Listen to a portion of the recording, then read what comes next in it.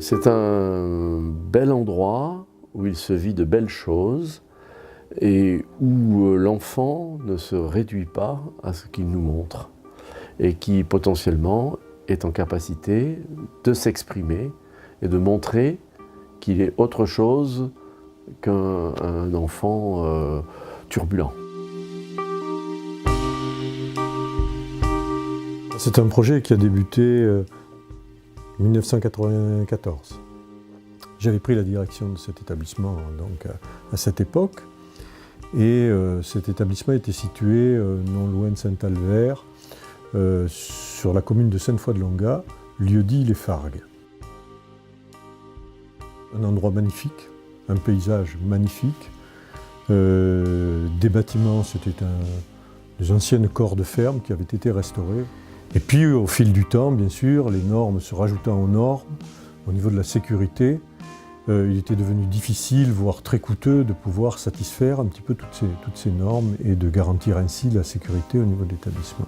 Des écoles qui malheureusement se ferment, si bien que pour pouvoir satisfaire le projet d'insertion des jeunes qui nous sont confiés, cela devenait extrêmement compliqué. D'où l'idée de délocaliser, si je puis dire, l'établissement sur 2 sites, donc le site de la Laine et le site de Castelnau-la-Chapelle en Sarladon.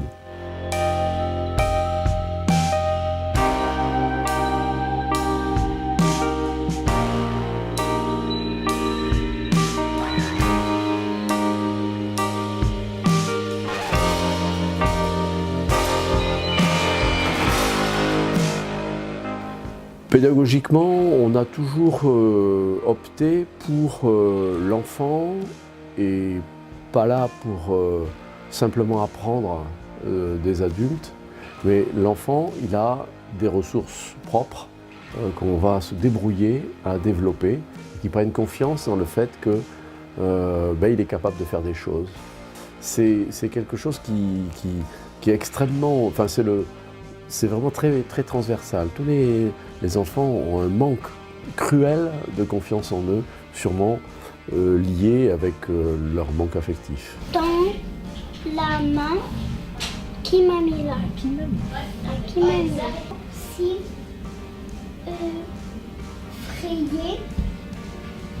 C'est tout le travail, c'est-à-dire amener le jeune à découvrir son potentiel et à prendre en compte ses difficultés.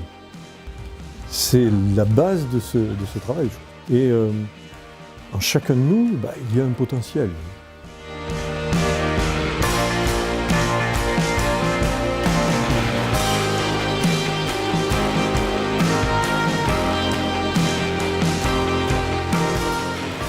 Donc on est sur cette certitude-là, c'est que tout être humain est en capacité de pouvoir évoluer. Donc à nous de lui permettre de trouver ces ressources-là qui vont lui permettre d'avancer, de faire un pas. Alors chacun à son rythme, bien évidemment, et c'est ça qu'il faut respecter.